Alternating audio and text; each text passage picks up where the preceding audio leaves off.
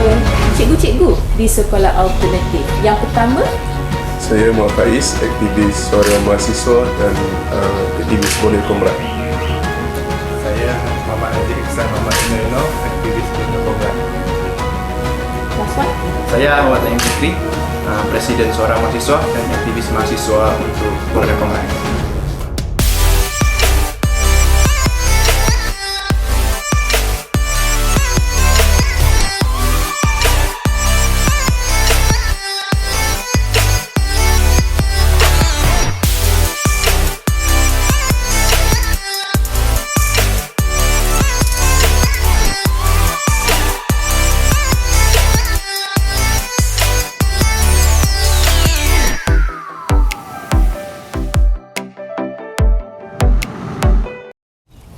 Assalamualaikum dan salam sejahtera.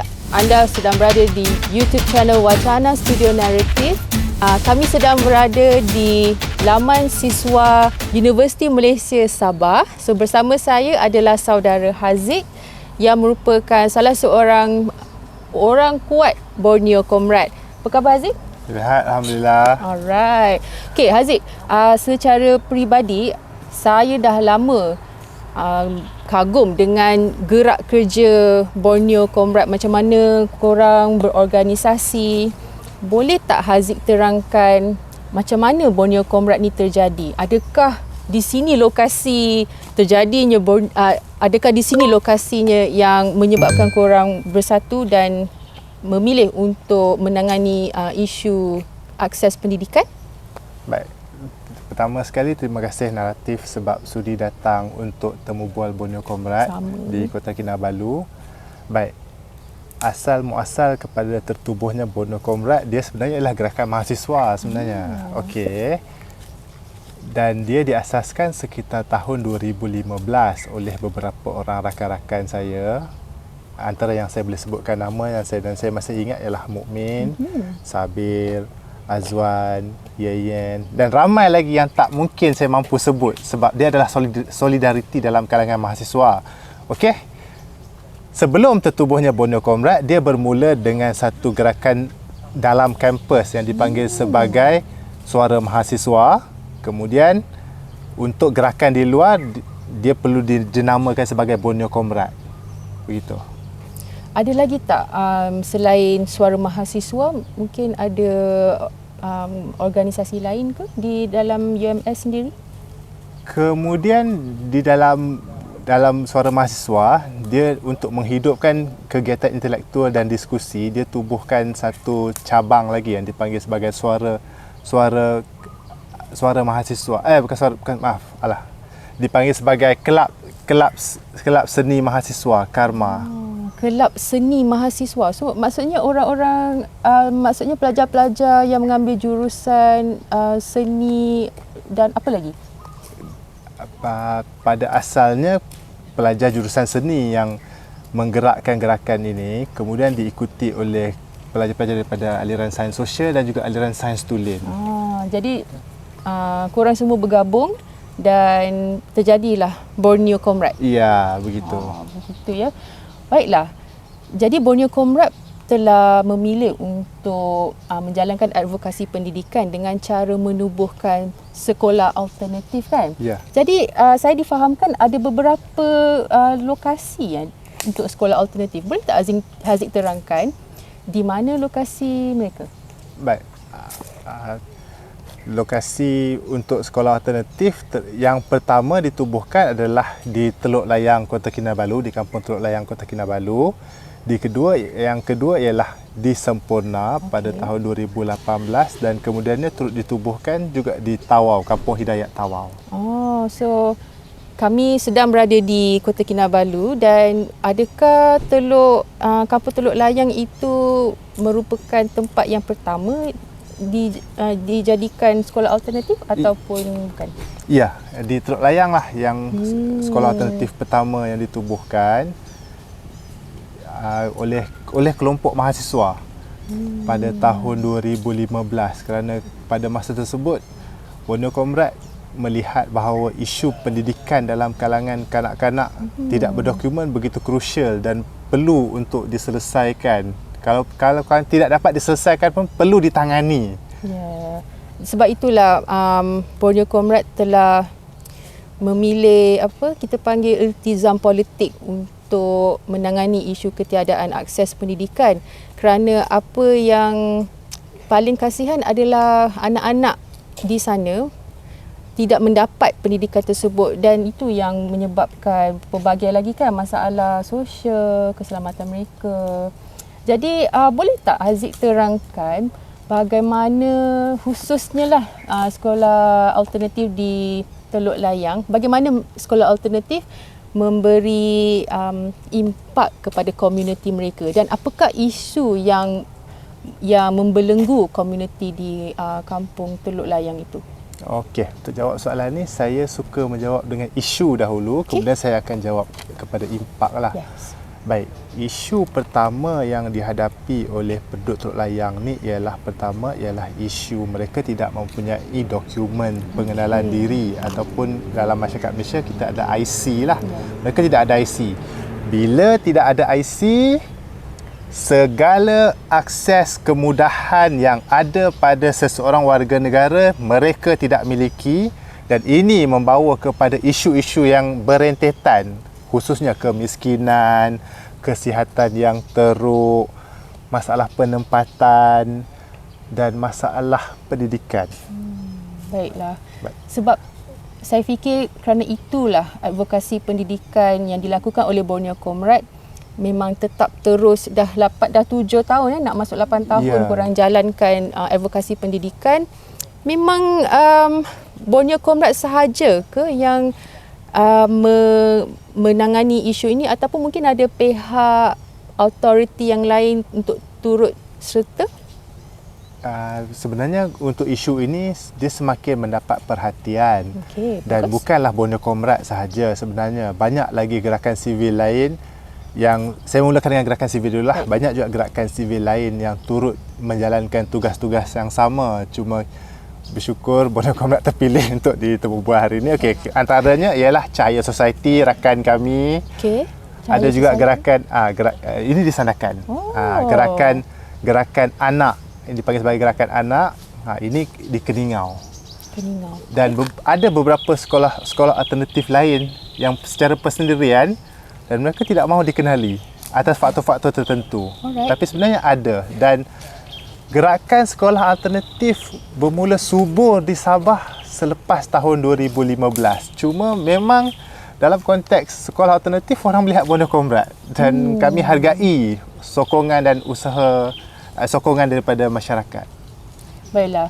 Mungkin Borneo Comrade juga agak aktif menggunakan social media mereka untuk berkongsi dengan masyarakat di luar sana, agar kami pun yang sehati sejiwa dengan Borneo Comrade, kami pun naklah bagi sokongan dalam segala apa bentuk yang kami mampu. Baiklah, Haziq dah berkongsi mengenai isu ketiadaan IC dan kesannya, tapi nanti saya nak sentuh lagi secara mendalam mengenai isu stateless. Tapi sebelum itu, saya nak tanya, apakah impak yang sekolah alternatif telah berikan kepada komuniti mereka di Kampung Teluk Layang? Okey, kalau nak menjawab soalan tentang impak, dia adalah impak perlu dijawab dalam dua bentuk lah. Satu jangka pendek dan satu jangka panjang. Impak jangka pendek yang saya kesan selepas saya menyertai sekolah alternatif, pertama, berjaya mengurangkan kadar ketakutan kanak-kanak kepada orang luar daripada kampung. Itu impak yang pertama. Impak yang kedua, mereka sedar betapa pentingnya pendidikan dan mereka suka untuk hadir ke sekolah. Itu sebenarnya impak yang nampak kecil, tapi sebenarnya Kak Fatimah sangat besar. Anak-anak ini kalau tidak dapat datang ke sekolah, mereka akan sangat sedih.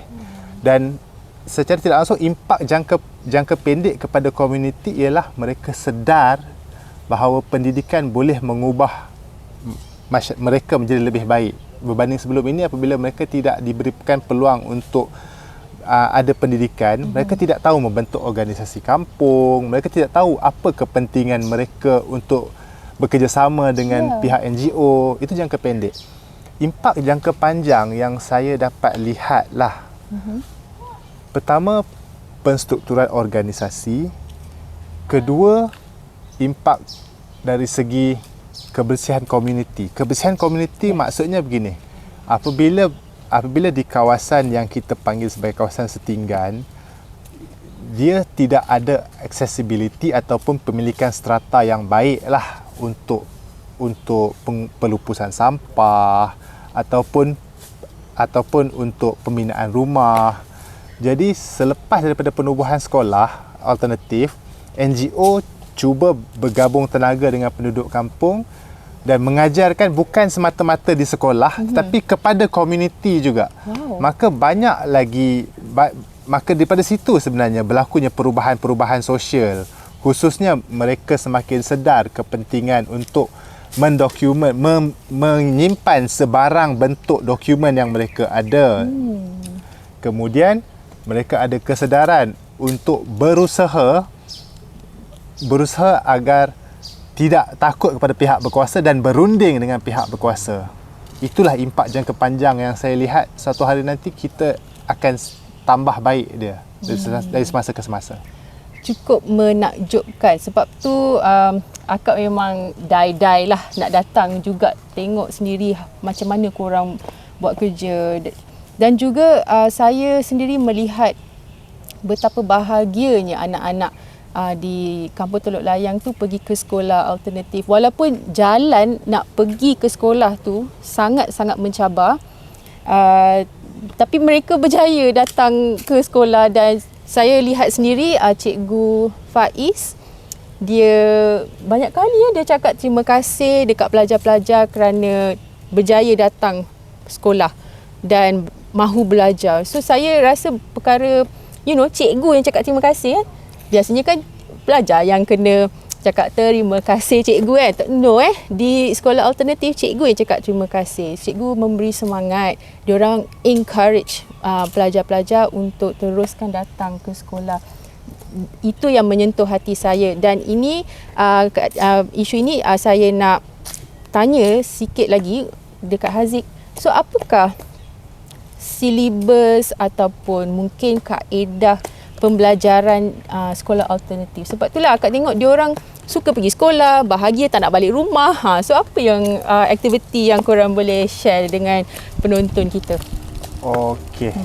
Kami panggil untuk silibus, sebenarnya silibus ni ditetapkan oleh para guru sendiri.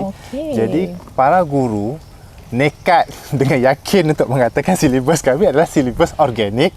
Okey, apa yang dimaksudkan dengan silibus organik? Silibus organik adalah silibus tidak tetap yang mengikut beberapa prinsip. Prinsip pertama, keperluan semasa, orientasi pelajar dan orientasi masyarakat.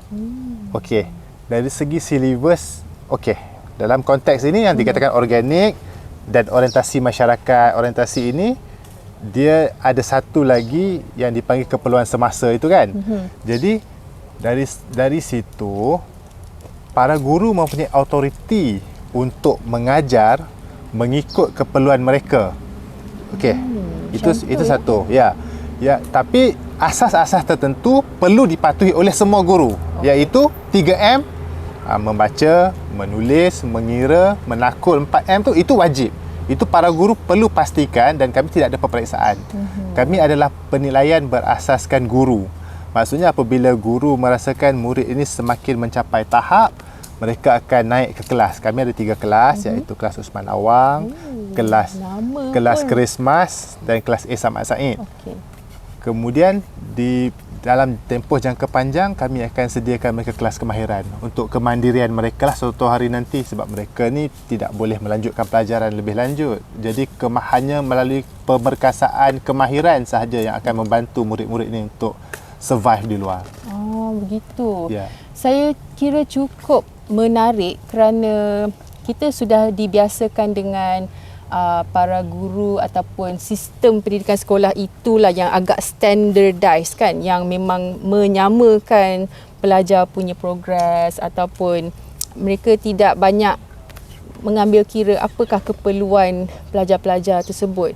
Janji mereka ialah berorientasikan peperiksaan semata-mata, dan saya rasa sebagai pendidik juga tak cukuplah benda tu. Kita memang kena tengok apa yang pelajar itu perlukan, dan saya setuju dengan cara sekolah alternatif, iaitu cikgu itu sendiri melihat progres pelajar itu, dan cikgu tu memilihlah untuk okey, kita perlu olah kaedah kita untuk pelajar ni, untuk individu ni. Tak boleh sama dengan pelajar-pelajar lain. So bagus ya. So jadi ini korang cikgu-cikgu di sekolah alternatif, adakah anda semua merupakan pelajar jurusan pendidikan? Bukan. Tak ada satu pun yang daripada jurusan pendidikan. Really? Ya. Tapi menarik ya. Jadi baiklah, mungkin sebab itu cara sekolah alternatif lah, memang lain, tapi bermanfaat lah, dan sangat saya rasa memang sesuai dengan anak-anak di situ. Okey, soalan seterusnya ya Haziq, Kak tengok banyak yang tadi Haziq cakap lah, kawasan setinggan ada banyak sampah. Ada tak aktiviti pembelajaran ke yang sekolah alternatif buat dengan komuniti, khususnya isu sampah sarap lah di kawasan perumahan dan pesisiran pantai itu? Ya, untuk menangani isu begini kan sebenarnya memang banyak usaha, dan usaha ini sebenarnya adalah usaha yang berpanjangan. Suka untuk saya katakan apa yang dilihat sampah yang ada itu sebenarnya terlalu jauh banyak berubah dibandingkan sebelum itu. Dan oleh kerana, dan inilah yang pula dikatakan sebagai organik tadi. Apa yang saya katakan organik adalah satu proses berterusan yang perlu difikir ulang. Jadi sebenarnya itulah sebenarnya dipikir ulang. Sebab sebelum itu, katakanlah antara contoh yang saya dapat berikan ya. Pada awal ketika kami cuba membuka sekolah itu, cabaran yang kami hadapi ialah selalu berjumpa biawak, bercampur ular sawa. Kemudian kami pernah berjalan atas timbunan-timbunan plastik. Secara perlahan-lahan kita berbincang dengan penduduk kampung, situasi yang perlu, mengapa tindakan ini perlu. Mereka menyatakan mengapa mereka berbuat begitu, dan para guru, para aktivis baru faham. Rupanya ia adalah satu budaya yang berevolusi. Jadi kita cari jalan penyelesaian di mana pihak aktivis tidak meletakkan hukuman kepada masyarakat, dan masyarakat cuba memahami aspirasi aktivis untuk membantu mereka. Kerjasama inilah sebenarnya yang membantu untuk menangani banyak isu. Isu sampah ni sebenarnya hanya isu kebersihan, hanyalah isu minor. Jauh lagi isu besar yang cuba diselesaikan dan sentiasa cuba diselesaikan, iaitu isu melibatkan isu sosial, sama ada isu melibatkan penabihan dadah, perkahwinan kanak-kanak. Isu itu sebenarnya jauh lebih membimbangkan, dan kami berusaha untuk selesaikan sedaya upaya lah. Jadi walaupun sekolah alternatif itu kecil dan fungsi utama adalah untuk memberi pendidikan kepada anak-anak tanpa IC ataupun tanpa dokumentasi, tapi saya lihat sekolah alternatif cukup function lah untuk masyarakat ataupun untuk komuniti setempat itu. Dan saya sangat suka apabila aktivis, cikgu-cikgu dan juga pihak komuniti ada persefahaman, sama-sama berbincang dan sama-sama mengambil iltizam politik untuk membuat perubahan di kampung mereka kan. Jadi tanya kepada Borneo Comrade dan juga kepada komuniti kampung Teluk Layang kerana mengambil iltizam politik itu bila mana ada terdapat pihak authority yang tak ambil pot pun kan. Jadi well, what can we say? So mungkin korang tak naklah tunggu pihak authority, korang sendiri yang pilih untuk mengambil tindakan. Okey, itu je. Baiklah Haziq, tadi Haziq ada sentuh mengenai isu stateless ataupun tanpa IC. Dan juga Haziq telah memberitahu apakah kesan-kesannya untuk orang yang tak ada IC tersebut. Mereka tidak mendapat akses asas seperti pendidikan, keselamatan, semua tu. Ada sebenarnya isu stateless ni kenapa terjadi ya? Haziq, boleh tak Haziq terangkan ada apa-apa cabaran ke sampai isu ni tidak mampu diselesaikan dah begitu lama di Malaysia? Boleh Haziq terangkan? Baik, sebelum saya jawab soalan tu, saya nak tanya dengan moderator, bolehkah kalau saya menjawab dia berasaskan based on pendapat daripada komuniti stateless itu sendiri, kenapa mereka merasakan mereka stateless, ataupun apa jawapan-jawapan yang kami dapat di lapangan. Sebab sangat berbeza untuk saya jawab jawapan itu secara authority para pembaca boleh baca di dalam kajian-kajian ilmiah, tesis-tesis, sorotan-sorotan. Saya percaya bahawa para pembaca boleh Google sekalipun. Tetapi dalam konteks community, mereka faham stateless ini dalam konteks yang sangat berbeza. Dan saya nak jelaskan, pemahaman komuniti yang berbeza itu berbeza juga mengikut lokaliti. Sebab kalau kita tanya di komuniti Teluk Layang, di Kota Kinabalu, cara dia faham tentang stateless lain, di Semporna lain, di Tawau lain. Saya lebih suka ketengahkan untuk jawab soalan ni berasaskan jawapan komuniti. Okey, kenapa jawapan komuniti? Kenapa isu stateless ini berlaku? Pertama, dalam konteks komuniti, galuran sejarah yang panjang menyebabkan masyarakat merasakan bahawa Sabah adalah negeri mereka dan tidak ada sempadan. Mereka percaya tentang itu. Khususnya isu ini lebih di Semporna lah. Apabila di Semporna, mereka tidak menganggap Filipina itu negara dan Sabah itu negeri. Tidak ada sempadan kerana keluarga mereka besar dan hidup mereka ini juga adalah bermigrasi. Itu dari segi komuniti. Okay. Dalam konteks di Kota Kinabalu, isu stateless berlaku kerana pertamanya adalah sejarah yang panjang di mana pembentukan kerajaan, kemudian peperangan di Filipina. Tapi setelah 2-3 generasi, isu ini sukar diselesaikan oleh pihak berkuasa kerana satu, pergulakan politik, kedua, jumlah mereka sendiri pun adalah sukar untuk dikesan, dan ketiga, mereka sendiri ada ketakutan untuk bekerjasama dengan pihak berkuasa kerana sama ada faktor intimidasi ataupun kerana tiada kesedaran dan tiada pengetahuan. Jadi yang tiada pengetahuan, kelompok yang tiada pengetahuan inilah yang kami cuba untuk dekati, santuni dan nyatakan kepada mereka hak mereka untuk mendapatkan kewarganegaraan, dan itulah yang sedang diperjuangkan. Begitu. Jadi sebab saya fikir isu stateless ni terlalu lama dia wujud dan ia memberi impak yang negatif, khususnya dekat anak-anak. Sampai bila mereka tidak diberi peluang untuk untuk mendapatkan pendidikan. Tapi saya difahamkan juga, walaupun tanpa dokumen, mereka tetap boleh mendapat pendidikan. Tetapi betul ke dia macam ada tersekat sikit di situ aksesnya kerana mereka terpaksa bayar yuran yang lebih ya. Mereka terpaksa pergi mungkin sekolah-sekolah private kan, sekolah swasta, dan itu mungkin mahal. Itu antara cabaran.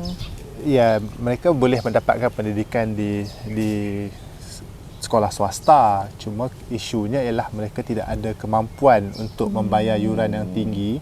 Jadi sekolah alternatif lah pilihan terbaik untuk mereka.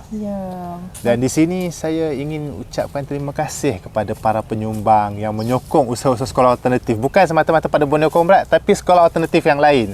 Jika anda tahu tentang sekolah alternatif dan anda menyokong, saya mewakili para guru sekolah alternatif mengucapkan terima kasih kepada kalian semua. Sebab kami tidak pernah tahu siapa penyumbang. Tetapi dia sentiasa ada, dan usaha advokasi ini sebenarnya adalah usaha yang bersama. Sebab tu saya agak sentimental kalau bercakap tentang pendidikan sekolah alternatif ni. Saya pun, aku pun emo sekali sebab saya ada anak-anak semua kan. Jadi saya macam tak boleh bayangkan lah anak-anak tak pergi sekolah, tak dapat macam kanak-kanak yang biasa kan. Jadi saya fikir itu satu ketidakadilan yang berlaku kerana politik, sejarah. Jadi macam mana ya? Jadi tak apalah, kita masih ada ruang untuk masyarakat di pelbagai lapisan untuk mengambil iltizam politik dalam menangani isu ketiadaan akses pendidikan ini. Jadi Haziq, terima kasih banyak kerana berjaya lah jawab soalan tu. Agak sensitif sebenarnya, tapi saya sendiri nak faham sebab kita pun tak banyak tahu mengenai isu stateless. Dan secara jujurnya, aku mak kan, ibu, I don't see the issue of IC ke apa. Aku nak tahu, yang aku nak anak-anak ni dapat pendidikan. Itu hak mereka. Jadi tahniah kepada Borneo Comrade, tahniah kepada masyarakat Malaysia yang sudi memberi sokongan dari jauh dan memberi sokongan dari segi dana, dari segi kebendaan terus. Kita harus teruskan advokasi pendidikan ini kerana tiada siapa lagi yang akan menjaga anak-anak Malaysia ini selain kita. Jadi terima kasih ya Haziq. Sama-sama. Okey, jadi terima kasih banyak-banyak kepada penonton kerana menonton Wacana Studio Naratif. Jangan lupa klik like, komen dan subscribe pada channel kami. Kongsikan video ini jika anda rasa ia bermanfaat untuk dikongsikan. Assalamualaikum dan jangan lupa like, comment and subscribe. Wacana Studio.